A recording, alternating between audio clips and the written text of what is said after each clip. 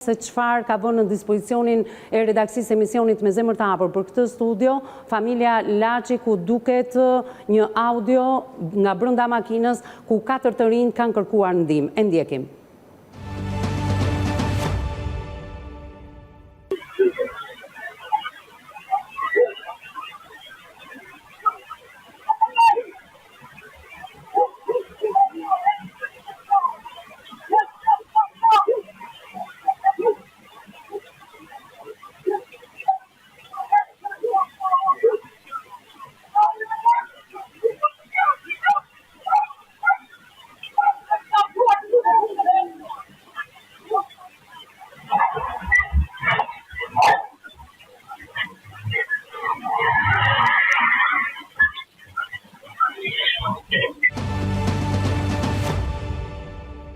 Pamjet në fakt një kamere që na ka vënë vetë familja Laçi në dispozicion, duket në fund të videos edhe se mënyra se si merr flak makina, por edhe të gjitha zhurmat që dëgjohen brenda automjetit të 4 të rinjve, të cilët kanë kërkuar ndihmë, një ndihmë që nuk i është dhënë pikërisht nga ai që ka shkaktuar gjithë të tragjedi me 4 viktima, 24 vjeçari Aleksandër Krashi, i cili ishte pa patent, sepse nuk ka moshën e dur zonja Rita për të ngarë një betoniere të tillë, një mjet të tillë, ndërkohë ishte në rrugë pa bllogazh dhe ka pretenduar që ishte mbaruar karburanti dhe ndërkohë i ka lënë aty 4 viktimat, të cilët, sipas edhe familjes së vet, kishin kërkuar ndihmë dhe ndoshta mund të ishin të gjallë. Dua një koment në lidhje çfarë po ndodh me aksidentet rrugore, por sidomos edhe me aksidentin ku mbetën 4 të rinj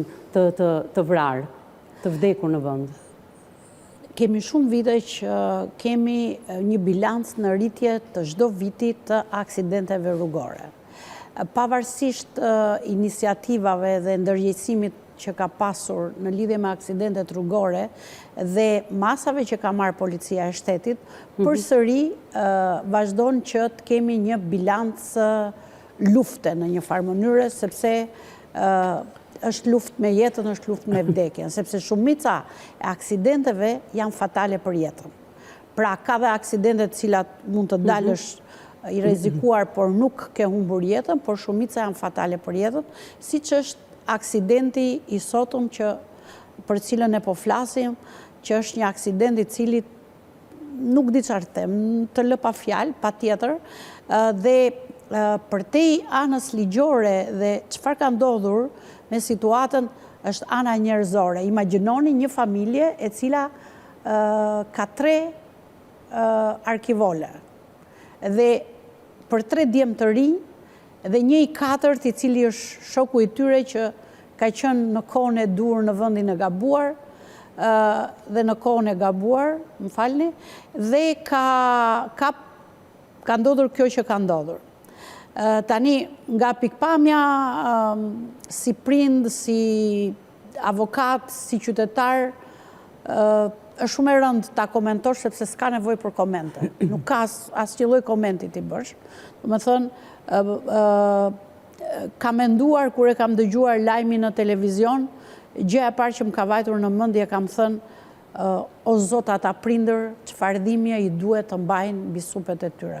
Është shumë e vështirë, e papërshkrueshme. Aq më tepër që ato thonë ne kemi në dispozicion videon kur 4 të rinj kanë kërkuar ndihmë. Lënia në mëshirë të fatit. Tani është normale dhe është shumë e natyrshme që ata patjetër kanë kërkuar ndihmë. Çdo njeri në ato momente kërkon ndihmë, patjetër që kanë kërkuar ndihmë.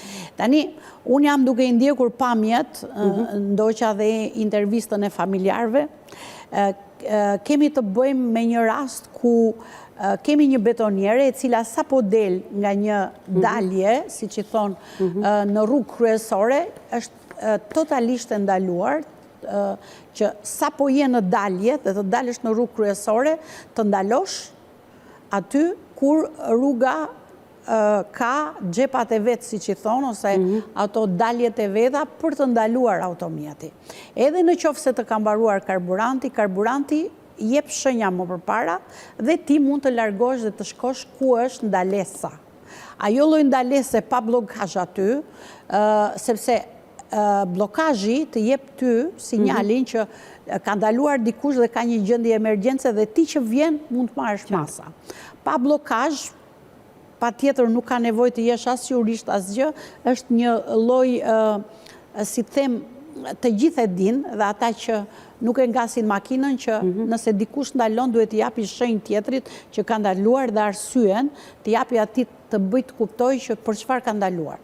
Tani, edhe pse kodi jon penal është forcuar shumë dhe është i ka rritur masat e dënimit për rastet e aksidenteve fatale për jetën që vinë për shkak të qarkullimit rrugor, përsëri neve kemi, siç thash, një bilanc lufte të aksidenteve. Nenet që parashikojnë dënimet janë nenit 290 dhe 291. Dhe në këtë rast kemi vdekjen e më shumë se 2 personave dhe paragrafi fundit i nenit 290 thot që në rastet kur aksidenti provohet që është kryer për shkak të shkeljes së rregullave të qarkullimit, e cila është rasti në fjalë, paragrafi fundit thot në qoftë se ka shkaktuar vdekjen e më shumë se 1 personi, atëherë ka dënimin 5 deri në 20 vjet burg. 5 deri në 20 vjet burg.